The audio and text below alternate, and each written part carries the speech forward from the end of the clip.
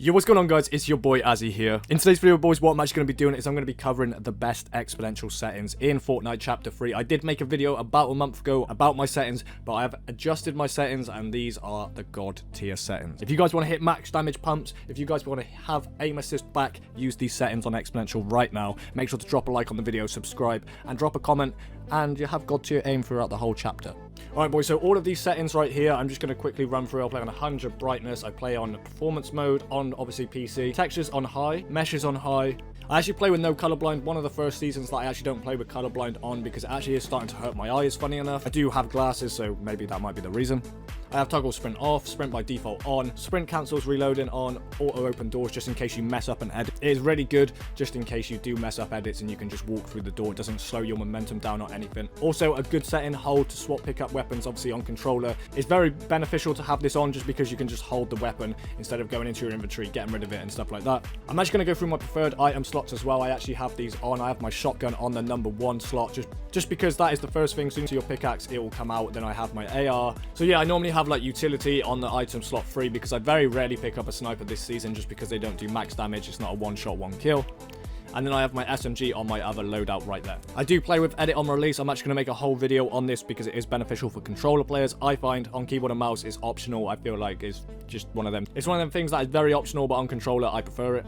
I play on a 77% HUD scale, and all of this stuff I play with like net stats on or whatever it is, so I can see my ping and see if I'm getting any packet loss. Alright, boys, so I actually play it on a 2.2 build mode sensitivity multiplier. I normally kind of used to play on a 2, but I actually upped it because I feel like I'm a lot better with builds this season with it on 2.2. 2.4 edit mode sensitivity multiplier, and this has changed a little bit. I used to play on like 50 and 60, but now I changed it down to 47 to 57. That extra little bit is a bit of a lower sense to what I normally play on other seasons, but it's better and it helps counter aim assist. They obviously took aim assist away on the new weapon, so a little bit of a lower look sensitivity is actually more beneficial for me. I actually upped my ADS sense as well. I used to play it on a 9%, but it's actually gone up to a 12%. It's very, very good. I think I can just laser people in the air, out the air, just walking or whatever. 12% works for me. Obviously, this all depends on your dead zones, which is mainly the thing I have changed this season. And obviously, as you can see, I play on Exponential, 100% aim assist.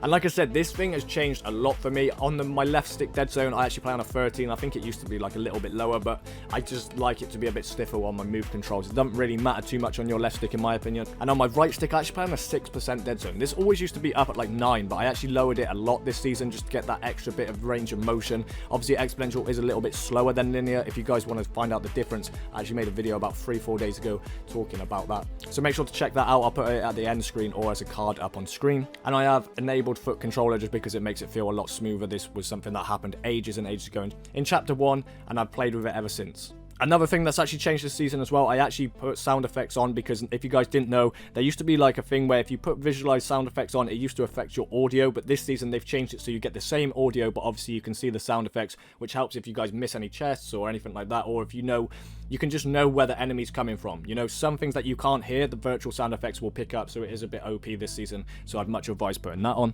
And moving on to something that I haven't done in a very, very long time, is actually my binds. So as you guys can see, they're pretty much the same, apart from I have sprint by default on. So my right on the D-pad is the auto sprint, and I also edit with the left stick, which is kind of common. Some other people edit with Y or whatever, but I actually edit with the pressing of the left stick. So that's why I have sprint by default on.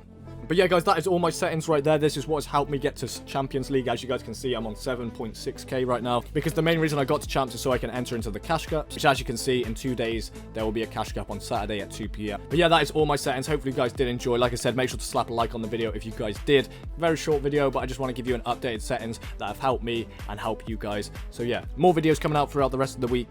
Much appreciated, and I'll catch you guys in the next one. Peace out.